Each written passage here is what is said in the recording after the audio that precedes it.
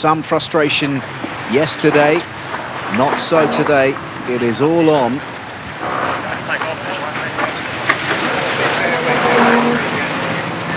Thrilling prospects for this afternoon, given the wind. There really could be some fireworks. Peter Burling, the young gun, the Iceman, so calm in his environment, pitting his wits against the greatest Olympic sailor of all time in Sir Ben Ainslie, whose team have been battling some inconsistencies. New Zealand with port entry for this first race of the day.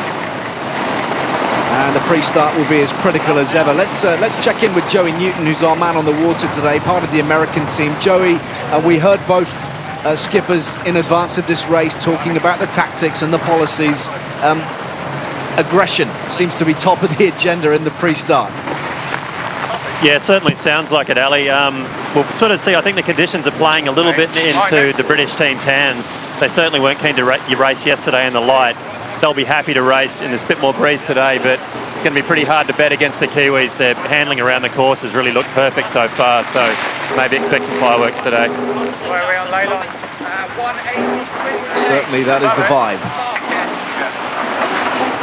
We're going to be seeing some very high speeds of these boats this afternoon, possibly threatening the top end of the 40-knot mark.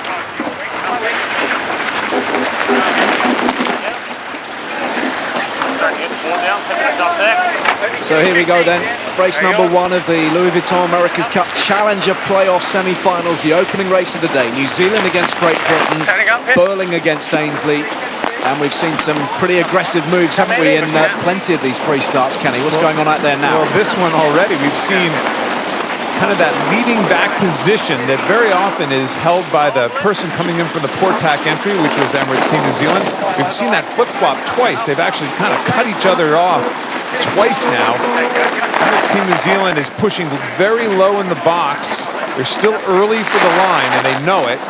Here comes Ben Ainslie to try to attempt that hooking maneuver. He's been very aggressive down on this lay line, this yellow line on the side of the screen. They can't really go much further beyond that. Really early still for Emirates Team New Zealand. Ainslie's trying to set him up. Which side is he going to try to pass him on? For the moment, Peter Burling having none of it, and of course all these maneuvers happening at high speed as we approach the start time. It's going to be a delicate one for the Kiwis, just across on point when it comes to the start. Emirates Team New Zealand, but Land Rover BAR and Sir Ben Ainslie not far behind. A wonderful, fascinating duel in the early exchanges. Crucial and aggressive. Peter Burling told us in that pre-race interview that he thought it was going to be aggressive. Man, he doesn't look too flustered though, does he? They got a little bit of a gap off to windward, up high on the starting line. That gave him a better angle and a better boat speed into mark number one. And they are flying. 44 knots. That's as quick as we've seen from anybody here in Bermuda. Ali, Great Britain cannot make mistakes against this team. We just saw a little bit of a press, a bows kind of slamming into the water in a bit of an unforced error coming into that mark. They just can't make mistakes. They're not going to be able to make mistakes. They're going to have to sail perfect races here because the Kiwis have shown to be very solid all the way around the race course. An early jibe from the British crew. The Kiwis setting the pace at the moment. Not a huge amount in it. Just look at these speeds that we're seeing. There's going to be some high-octane stuff this afternoon, as Ben Ainslie predicted. You're Ben Ainslie right now. You're keeping it close. Come on, boat speed. They've been working on appendages. Everybody's working on appendages, but for sure they've been working on appendages in order to try to get better control, better lift, better stability. They need those things to be working because, again, the Kiwis just don't make many big mistakes. My neck. The Kiwis won both of their contests in the qualifying stage.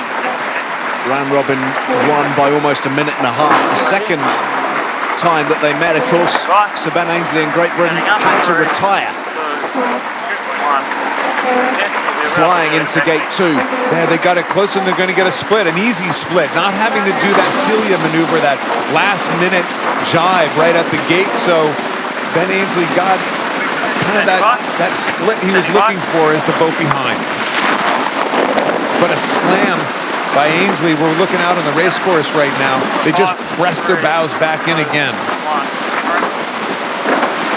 Small errors will cost them. Something's wrong on board Land Rover BAR right now. They've stopped. They've stopped racing. The guys are all looking around.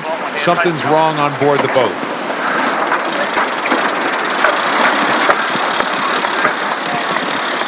So this could be a very dramatic moment for Land Rover BAR.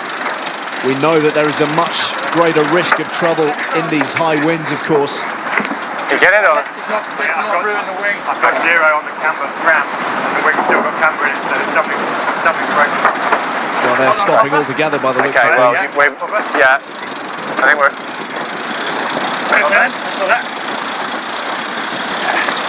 I heard something's broken inside the wing. I don't want to, you know, we're not going to win this race from here, so... Okay, I think the smart thing is to... Well, the only thing is if we can trick around and they have one. Yeah. Mate, I'm on 0.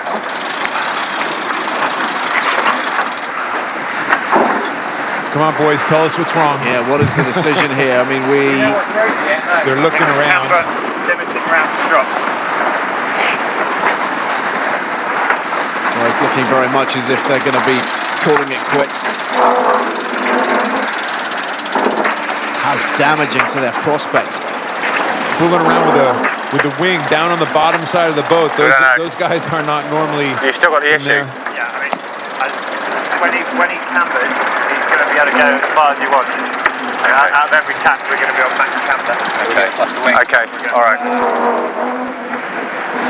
Okay.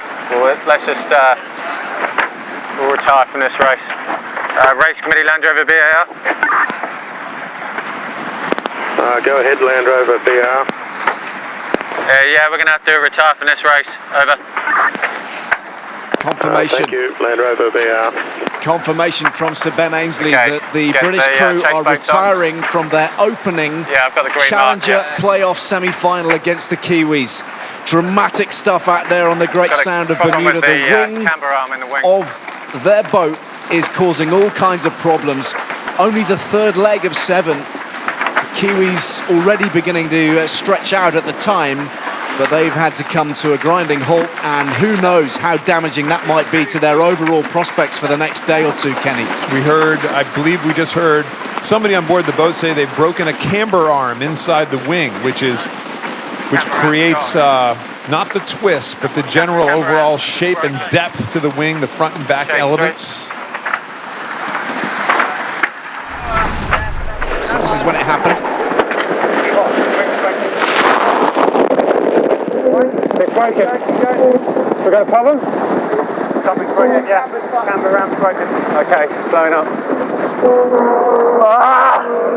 You heard it right there, camber arm is broken.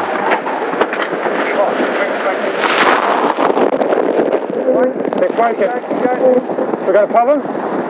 Something's broken, yeah. Camber ramp's broken. Okay, blowing up.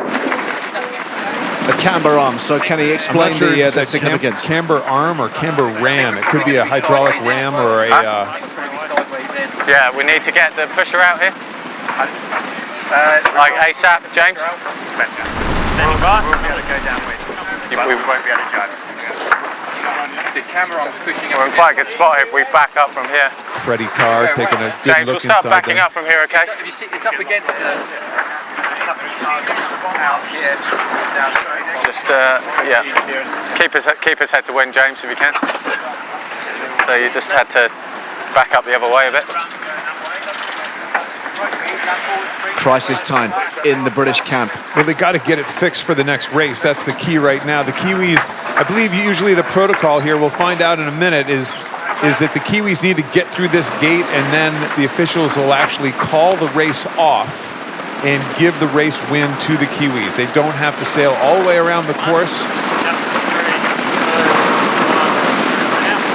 called black flagging the race.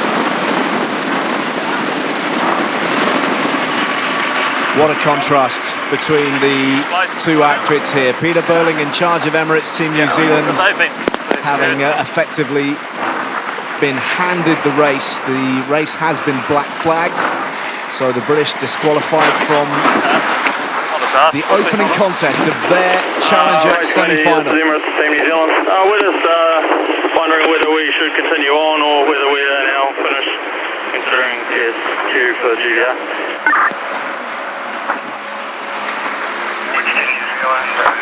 GBR, this is the umpires. We have black flagged GBR and awarded the race to the Emirates Team New Zealand. Nice, boys, we're done. Okay, thank you guys. We'll stand by. We're done, and so they are. Let's just hope the Brits aren't done for the day. Certainly something that can likely be fixed overnight, but a camber arm is typically quite an intricate carbon fiber piece of kit that you just don't have one laying around, and typically has to be glued into the wing apparatus. A bunch of really good short team folks are going to be looking all over this to try to figure out, you know, there's contingency plans for everything, but if a major piece breaks, there's nothing you can do about that. Well, their Let worst the bow go fears to the left, James, so that we go to the confirmed. limit of it. Major issues to attend Bow to to the here, left, James, and because we want the wind to push us off. not much time to sort it out, given that we will see Sweden against Japan next up, and then the Brits due back on the water, starting out for race number 2 of their semi-final campaign. What a calamity. Oh, shame. Just a shame. It's certainly exactly, you look at all those intricate little units in there, there's hydraulic tubes all inside there. It's one of the features of this semi-one design America's Cup, 35th America's Cup, that all those controls are actually designed, put in, influenced completely by the teams. The wing itself is one design, but how you maneuver the camber, the front and back units, and the twist up throughout the actual wing itself is totally done by engineers and designers within your own team. So